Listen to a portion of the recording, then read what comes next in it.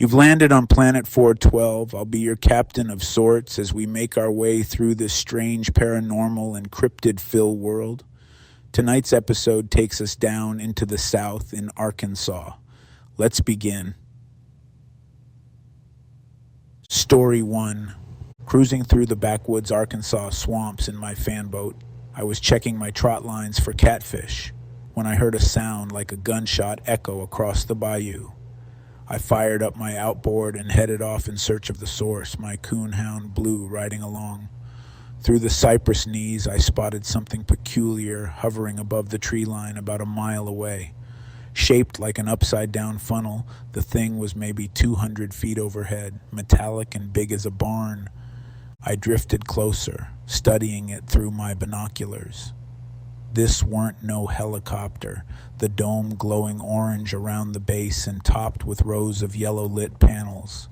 After a spell, it took off toward the northeast, faster than any aircraft I'd ever seen. But a few minutes later, damned if it didn't come circling back to the same spot, hovering low over the swamp grass. When that thing set down in the hollow between two big cypresses, I was maybe a quarter-mile off.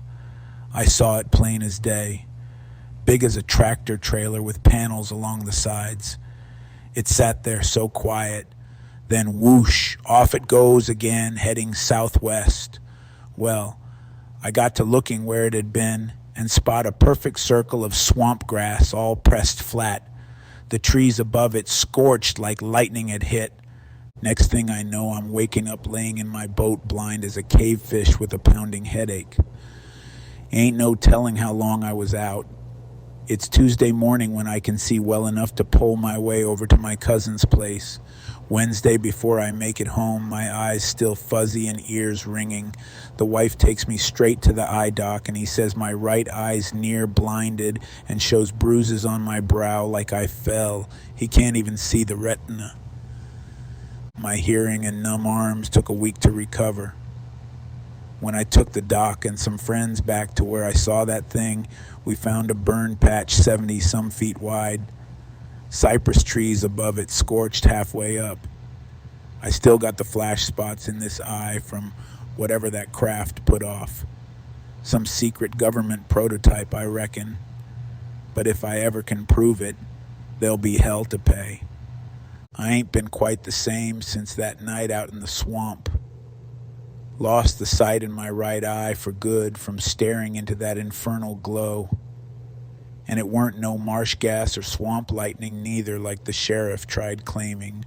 My cousin Willie and the boys all knew I seen something peculiar. Willie himself had a run-in couple years back with something that sounded similar. Blinding lights in the treetops moving quick and quiet over the river. His coonhounds went crazy barking before it shot straight up into the clouds. Left a ring of dead lily pads floating where it had hovered.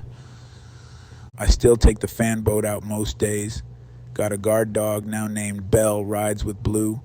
Keep an ear out listening for that high whine it made powering up. Ain't never seen military helicopters sound or look like that thing. Tlangineers out at the missile base swear they got no craft that size can hover silent like it done. When them black sedans from the Air Force rolled up asking questions, I clammed up quick. Same men came round later offering to buy the property where I saw it. Land been in family near 50 years, so I told them no dice. If they want it, they gotta take it by eminent domain. Doc Brown passed last winter, but his records confirm he found me half blind that morning. Insurance tried saying it was trauma from a boating accident, but the skid marks and weight dents in the hull from my encounter are plain as day. I know what I saw. Something real strange is going on out there. Whether it's Area 51 testing or visitors from beyond, it's nothing good for folks living out here if they buzzing the treetops, melting cypress trees. My niece Shelley claims she woke up in bed paralyzed few months back with creatures standing over her. Next day she found odd marks up and down her legs. I told her maybe lay off them romance books before bed, but part of me wonders if it's tied to the lights Willie and I saw. Too many weird happenings these last few years to blame it all on swamp gas and weather balloons like on the TV. If I can snag proof of these craft, you bet somebody's gonna pay to fix my peepers. For now, I sleep with one eye open. Ain't nothing gonna catch old Frank unawares again. Not in my own backyard. Here's the next story. It all started one spring day when we heard strange noises coming from the forest behind our cabin in Newton County, Arkansas. My wife and I had recently moved here from the city and were still getting used to life in the Ozarks. The wooded area stretches for miles with streams, valleys, caves, perfect terrain for wildlife. We didn't think much of the odd shrieks and knocks at first. Could be a bobcat or deer, we reasoned. But soon large branches began appearing, broken and piled near our property line. Saplings were bent over with their tops twisted unnaturally. Something powerful was marking its territory. I decided to investigate. Taking only my harmonica for warning sound, I ventured into the tree line calling out friendly greetings. About 20 yards in, the forest went silent. I had a prickly feeling on the back of my neck that I was being watched from all sides. Carefully, I laid an offering of apples on a boulder and backed away, playing a melody. The next morning, the apples were gone. In their place lay an intricately woven ball of vine and twigs, some kind of nest or basket. I left a bag of peanut butter and seeds hanging from a low oak branch before quietly taking my leave. When I returned to the oak, the bag had been emptied and rehung on a higher branch just out of my reach. This repeated itself over several weeks. Something intelligent was communicating. I decided to respond by building a shelter stocked with blankets, fruit, and other supplies. Soon there were clear signs it was being used. One misty dawn, I caught a glimpse of a juvenile creature by the stream, no taller than 3 feet with reddish fur covering its lanky frame. The face seemed oddly flat and the arms too long as it crouched drinking. I froze in awe. Could this be the elusive creature I had heard tales about from local Cherokee elders? More sightings followed over time as my family earned these creatures' trust. I now know them to be a small family group of Ozark Mountain Sasquatch who return to roam our forest each season. They vocalize with haunting mimicry, swim like Olympians, and have a taste for honey. Mostly they keep out of sight, but it's a privilege to now share the land in peace and coexist with our hairy neighbors. My fascination with the hidden mysteries of these ancient Ozark mountains began some 30 years past when, as a young man, I chose to leave behind the smoky congestion of the city in pursuit of a simpler life. Having grown weary of myriad concrete angles and unending clamor, I loaded my battered Cherokee truck and turned my sights toward the whispering hollows of Newton County, a rugged track still lightly touched by modernity's overreaching grasp. I can recall the wave of solace that washed over my spirit as I first gazed upon the shimmering Buffalo National River, her waters emanating a primal, beckoning energy as they have for untold centuries, or the dance of dappled shadows across weathered bluffs glowing under a golden dawn, hints that this landscape held precious secrets yet to be revealed to one willing to attune himself to its own primal rhythms. The years passed swiftly as my bride and I settled into our handcrafted cabin, the days filled with purposeful chores brightened by birdsong and wandering deer. The wild, unspoiled nature of this secluded hollow became etched into my very marrow. The soaring buzzards and ancient caves etched into my dreams at night.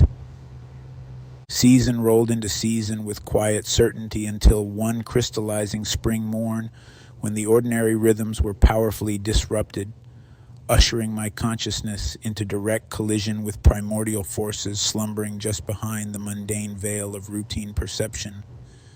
The utter strangeness announced itself as other-worldly shrieks and a cacophony of knocks exploding from the forest's shadowy depths. This fateful awakening drove me into the heart of our forest with offerings of friendship against all dictates of common convention.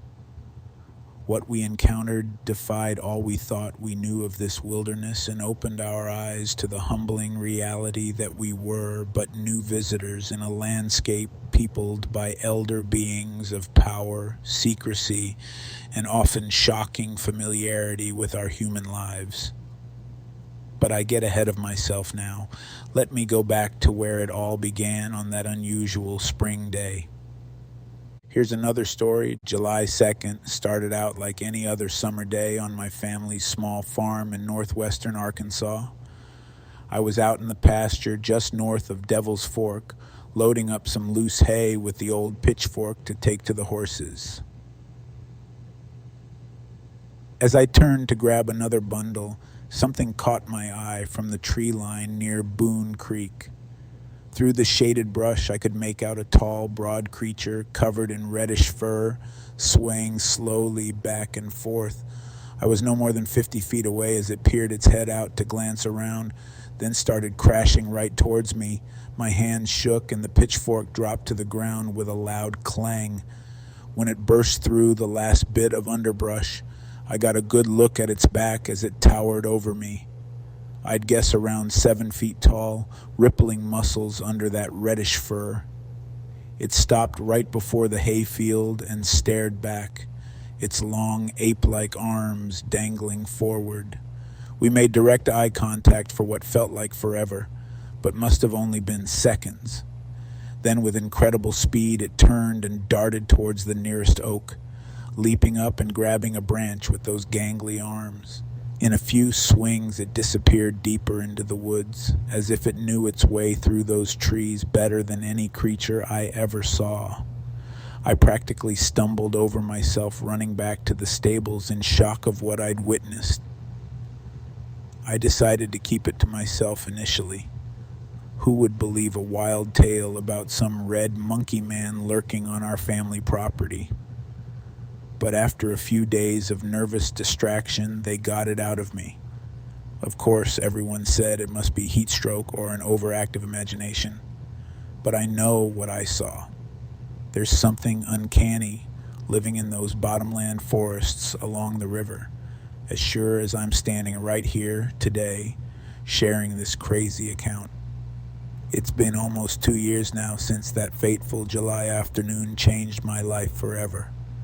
For the first few weeks, I barely told anyone aside from my parents and closest friends. But eventually, word spread throughout our tiny town, and soon enough everyone had an opinion. Some townsfolk acted concerned, even fearful for me and the rest of our family. What if that beast comes back? Others brushed it off as heat stroke hallucinations or chalked it up to an overactive childhood imagination. A few of the old-timers, though, they pulled me aside quietly and said they always figured something uncanny lurked in the wooded hills and hollers around here. Tales of large, hairy wild men and eerie cries in the night dot the history in these parts. My Uncle Jeb swears on his mother's grave he saw something in the same bottomlands 15 years back. A tall, hairy creature hunched down, drinking from the riverbank that reared back and let out a bone-chilling scream when it noticed his hunting party. They just froze in shock and dread before it loped off on 2 legs, back into the brush, and was gone. Another friend I went to school with told me recently his grandpa ran into something mighty peculiar in Cave Hollow back in the 60s. A putrid, screaming face peeked out at him from inside a den tree before he hightailed it out of those woods and didn't speak of it again for decades. I try not to dwell on it these days, keeping busy with college classes and odd jobs around town. But every few months, late at night when the hoot owls cry out lonely and unseen creatures rustle in the dark woods, my mind goes back to the events of that afternoon. What was lurking out there behind our little farm, seemingly just as startled to see me as I was to see it? Some undiscovered species of giant ape descendant, or a legendary skunk ape strayed far from its native swamplands down south? Or perhaps something more supernatural than natural in origin? A messenger or leftover from forgotten times when magic and mystery dominated these ancient Ozark hills and hollows. I may never know the true nature of what I witnessed, but the lingering questions, eerie stories, and unnerving experiences shared quietly among friends and families in remote rural towns reveal strange phenomena continue happening out there beyond what current science or society acknowledges. Whether due to overactive imaginations, fanciful folklore come alive, or genuinely uncanny entities unknown to humankind, I know the veil between reality and reverie remains thin within these misty mid-America woodlands. And another story for you guys. It was a sunny spring afternoon as my husband Joe and I pulled into our RV site at the Lake Wachita Vista Point campground near Mount Ida, Arkansas. This quiet spot on the lake shore had only a dozen or so sites, but we loved the beautiful views of Lake Wachita and the Ouachita National Forest that surrounded us. After setting up camp, we took our chocolate lab Bo for a walk along the lakeside trail that ran from the campground toward the park ranger station about a mile away. The tall pines and hardwood trees on either side of the trail created shade from the late afternoon sun. As we walked deeper into the forest, I began to feel a bit uneasy, as if something or someone was watching us from the dense cover of trees and underbrush just off the path. Bo must have sensed it too. His ears pricked up and his nose twitched, sniffing the air cautiously. Suddenly, we heard a loud crack from the forest to our left, like a huge tree branch snapping under immense weight. Bo let out a sharp warning bark, his hackles raised in alarm. Then a thunderous guttural roar erupted from the same area, so loud I could feel the reverberations in my chest. Bo cowered belly flat to the ground with his tail tucked, whimpering softly. Fear jolted through me. That sound was nothing I'd ever heard from an elk, bear, or any animal native to these woods. We took off running down the trail as more branches cracked behind us, Bo scrambling desperately by my side.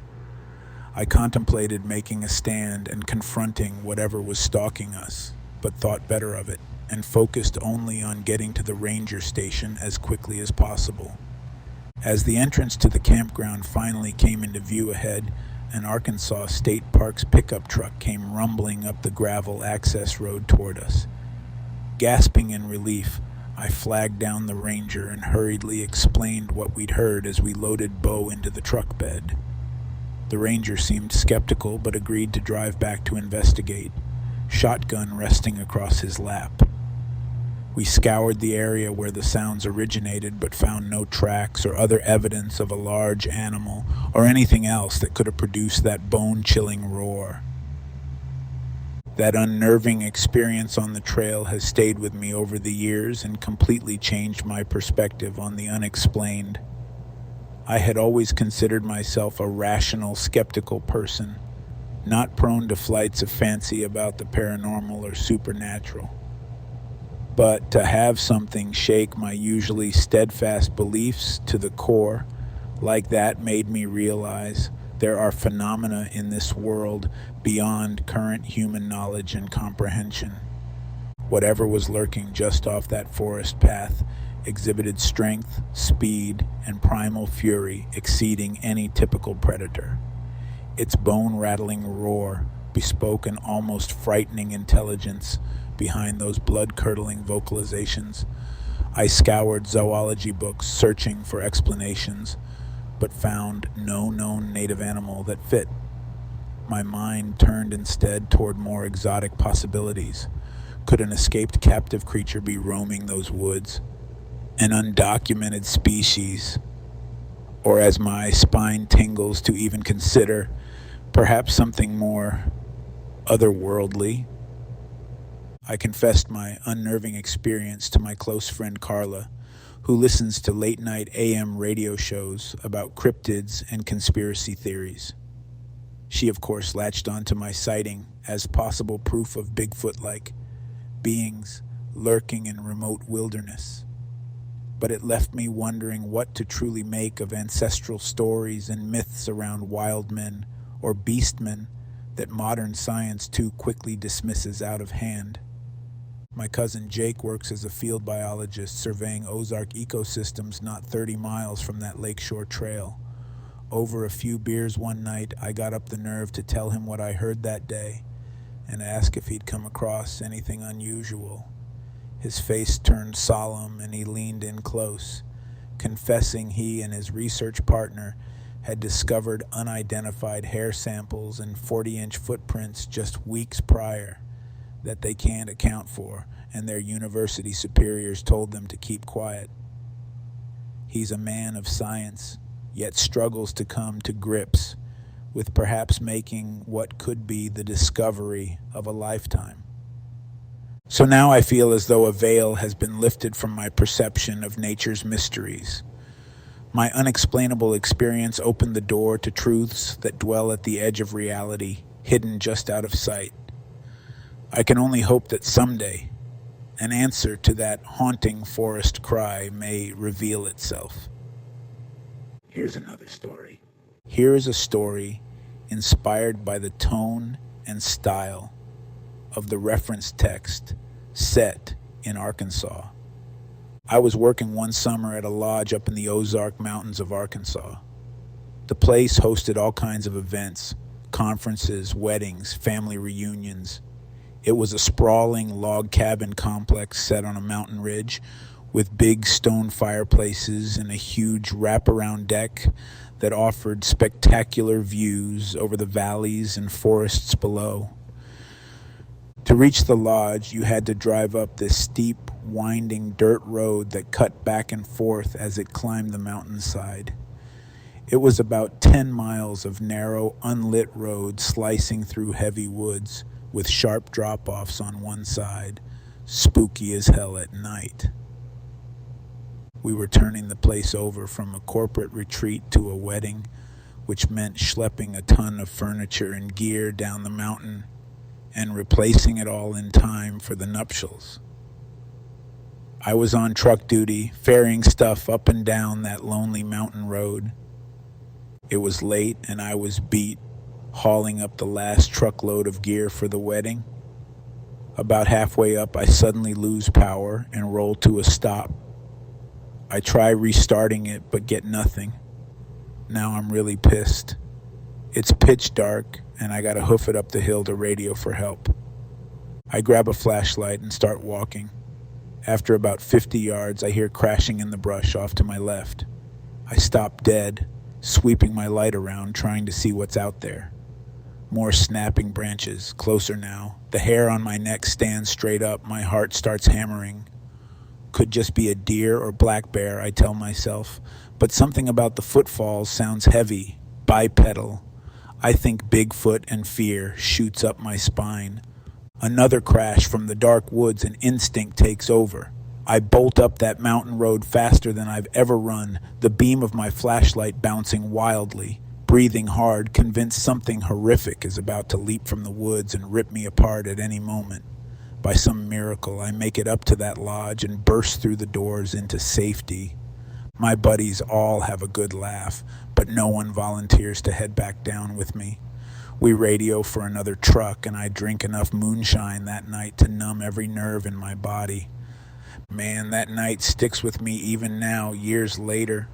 I may bust it out for laughs over drinks when I want to mess with friends, but the truth is, it shook me deep down in places I don't like to talk about. I wasn't never one for ghost stories and haint tales growing up. My family were salt of the earth, Ozark's Presbyterian stock.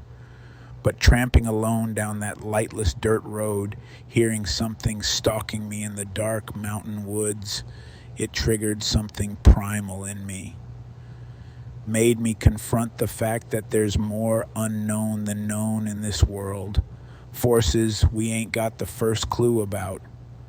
When something brushes up against those dark mysteries, it changes a person. I started reading up on myths and folklore after that night, paying more mind to stories of hauntings and strange creatures and magic from long ago.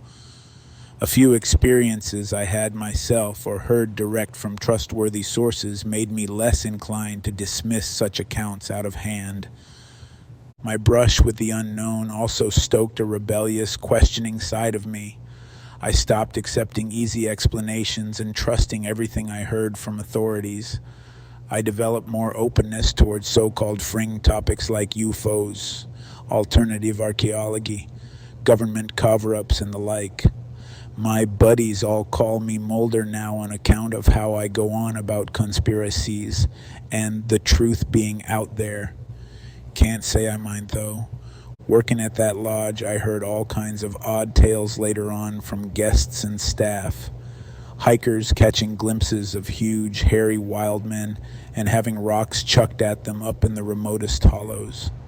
A pair of fishermen at a nearby lake speaking in hushed tones about the glowing red-eyed giant they saw emerge from the water one morning.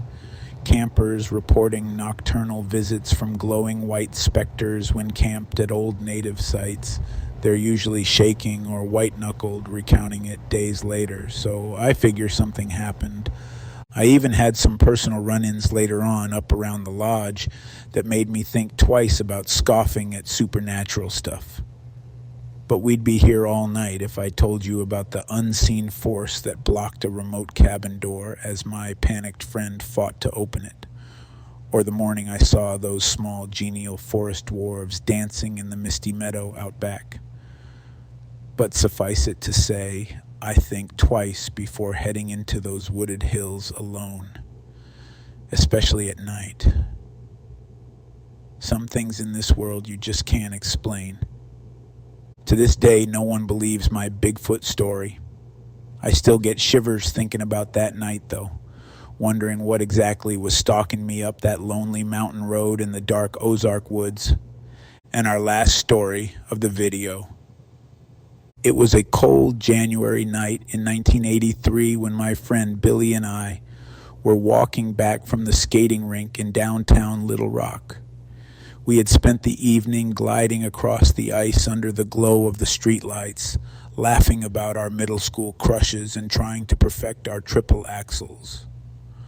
Our walk home took us along the Arkansas River, just west of the city center. The path was dark and quiet, with only a sliver of moonlight reflecting off the semi-frozen river. As we approached the Junction Bridge, a small walking bridge that crosses the river, I caught sight of something strange. On the opposite bank, barely visible in the darkness, was a large figure hunched over the water. At first, I assumed it was a homeless person taking a drink or washing up. But as we drew closer, an uneasy feeling settled into my gut. This didn't look right. "Hey, mister, are you okay?" Billy called out. No response came back. The shape remained motionless except for the slightest hint of heavy breathing. Billy and I exchanged a worried glance, but continued our approach along the bridge. About halfway across, the figure suddenly stood up to its full height. I stopped dead in my tracks. Even from a distance of about 10 feet, I could tell this was no man. It stood on two legs, yes, but it had to have been at least 7 feet tall. It was covered head to toe in shaggy grayish-white hair that clung to its body in frozen clumps. The face was obscured by stringy fur. The creature lifted its long arms over its head and let out a low, trembling moan that turned my blood to ice. Billy and I screamed in unison. Without a word passing between us, we spun on our heels and sprinted back across the bridge at full speed. I risked a glance over my shoulder and regretted it instantly. The thing was lumbering after us, moving deliberately but steadily in our direction. Its gait seemed unnatural and awkward, like it wasn't used to walking upright. Still, it was gaining ground. Billy and I didn't stop running until we reached the well-lit streets of downtown Little Rock. We collapsed on a bus stop bench, panting and shaking with fear and cold. What was that thing? Billy wheezed between frantic gulps of air. I just slowly shook my head, the image of the lumbering beast branded into my mind's eye. We told no one of what we saw that night along the Arkansas River.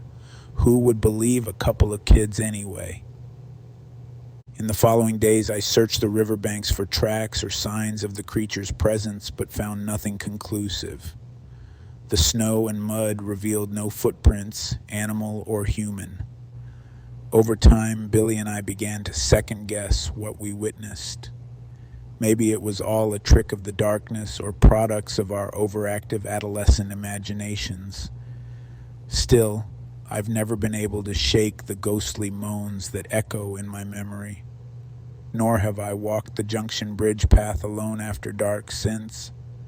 I've scoured the internet and local lore trying to identify what me and Billy saw that night, but I always come up empty-handed. The closest I can figure is some kind of Bigfoot or Sasquatch type being that wandered out of the forests. But why would it be slumped over the half-frozen river? And why did it move in that strange, stiff-legged gait? The questions haunt me. Ever since that night, I've had a fascination with creatures of cryptozoology like Mothman Chupacabra, the Loch Ness Monster, and more.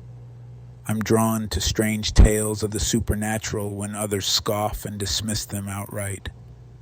I know that there are things in this world that defy simple explanation.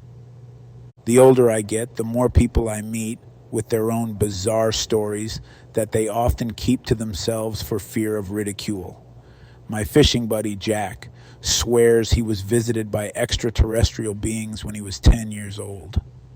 My coworker, Marissa, says she saw men in black suits at her grandfather's funeral who seemed otherworldly. And don't even get me started on my cousin Dale's ramblings about reptilian elite shapeshifters posing as politicians and celebrities. Do I believe all these wild tales? Not necessarily, but I don't dismiss them either. That icy January night opened my eyes to the phenomena existing on the fringes of our concrete reality. I know now that ours is a strange, sometimes frightening world filled with secrets not easily explained away in the light of day. The unknown is never far away. You need only open yourself to seeing it when others turn a blind eye. So if you ever have need of someone with an open mind and sympathetic ear for the bizarre, I'm your man. Just mind that you don't go walking the Junction Bridge path alone after dark. For not everything that lurks in the shadows is willing to stay there forever. If you guys enjoyed today's episode, don't forget to like and subscribe for more content just like this. I have so much more on the way for you all.